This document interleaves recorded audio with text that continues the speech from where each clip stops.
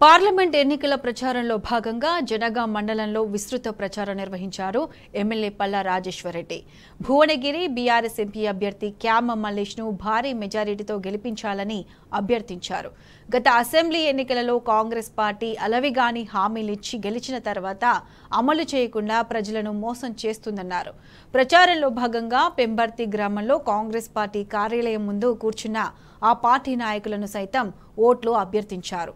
పార్టీలకు అతీతంగా మంచి చేసిన బీఆర్ఎస్ పార్టీని గెలిపించాలని కోరగా కాంగ్రెస్ పార్టీ నాయకులు నవ్వుతూ ఎమ్మెల్యే అభ్యర్థనకు సానుకూలంగా స్పందించారు.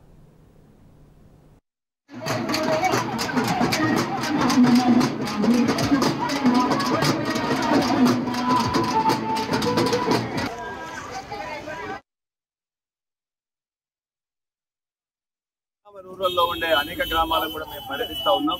రైతు బంధు ఇవ్వక 15,000 రైతు బంధు ఇస్తానని ఇవ్వలేదు. అదేవిధంగా రుణమాఫీ ఇస్తా అని చెప్పేసి రుణమాఫీ ఇవ్వలేదు.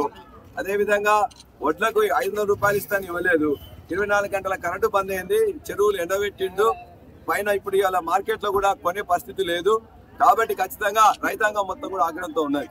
మహిళలు మొత్తం ఒకవైపున 2,500 మహిళలకు ఇస్తానని ఇవ్వలేదు.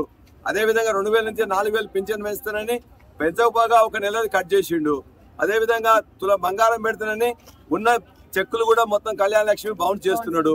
అదేవిధంగా ఇక్కడ ఉన్న పిల్లలకు స్కూల్ పోయే కాలేజీకి పోయే పిల్లలందరికీ కూడా స్కూటీలు ఇస్తానని ఒక్క స్కూటీ కూడా ఇవ్వలేదు. అదేవిధంగా నిరుద్యోగ వృత్తికి సంబంధించింది కూడా 4,000 ఇస్తానని ఇవ్వలే. జాబ్ క్యాలెండర్ ఇవ్వలే. నోటిఫికేషన్లు ఇవ్వలే. ఒక్క ఉద్యోగం ఇవ్వలే. మెగా డిఎస్సి 50,000 మందితో ఇస్తాను అది కూడా ఇవ్వలే. కాబట్టి యువకులు, మహిళలు, బాలికలు, రైతులు మొత్తం యావత్ వర్గం కూడా ఇవాళ ఖచ్చితంగా ఇవాళ కాంగ్రెస్ పార్టీని కసితో ఓడించాలని ఉన్నారు. బలహీన వర్గాల నాయకుడు క్యామ మల్లేష్ని భువనగిరి కిలాపై గులాబీ జెండా ఎగరేస్తున్నారు ఖచ్చితం.